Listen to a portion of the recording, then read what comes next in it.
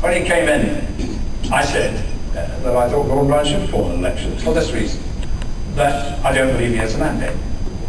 Look, the government was elected in 2005 on the basis, we had our expectation that Tony Blair was going to serve most of a full parliament, and that hasn't happened.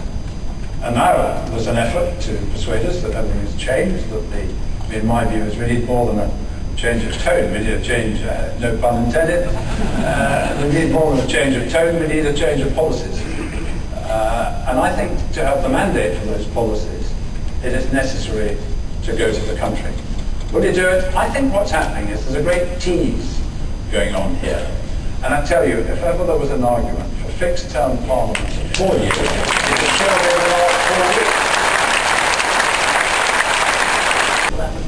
weeks. There's a disconnection, but there's no, if you like, disengagement in politics among people. I mean, we just had the Edinburgh Festival. There's a book festival. I've seen you there, I think. There's a book festival. When's your next book coming out? There's a book festival there as part of it. William Hague came, Paddy came, Jeremy Paxman, Andrew Marr, either politicians or political commentators. As soon as the tickets go on sale, they're sold out. The public queue up, the standing room only, because people want to come and talk about politics and ask questions about politics and put politicians on the spot. And yet, somehow they've become disconnected from political institutions and political parties. And we have to take responsibility for that, all of us. And I would say this, wouldn't I, but I believe it to be overwhelmingly true. That one of the reasons people feel disconnected is because they don't believe that their vote counts. And if we had a system of proportional vote, in which every vote counted, then I think people would be much more motivated to go out and vote. And if they also felt, too, that that Westminster ceased to be this sort of rather remote enclave, in which, as we know about Iraq, it's a very good instance. The decision was taken on the Prime Minister's sofa. Meanwhile, supine cabinet just raised their hands when he says all those in favour. All of that in Iraq's a very interesting tension. People write PhDs about Iraq, not so much about the war, but about the way in which it evolved politically, and about the fact that the country felt powerless in order to draw Blair back from what was self-evidently a foolish adventure.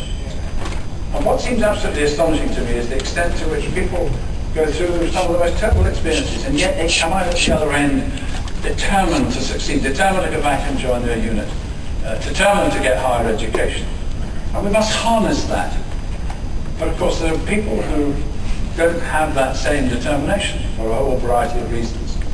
And for them then, we've got to provide the means of helping them, giving them, as it were, the leg up, giving them the opportunity. That's why opportunity means so much to me, because I had so much of it myself.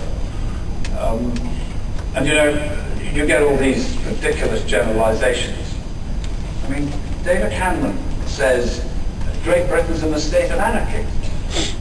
Well, that is ludicrous. That is absolutely ludicrous, and it's irresponsible too. Of course there's a problem about weapons.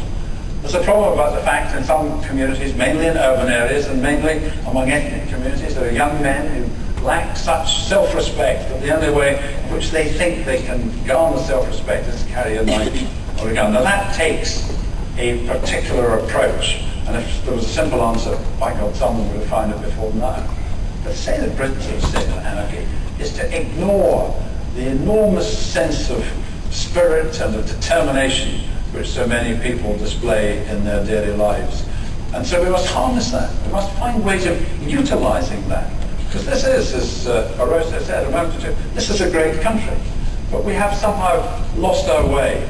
We've got to put ourselves back on the right road once again.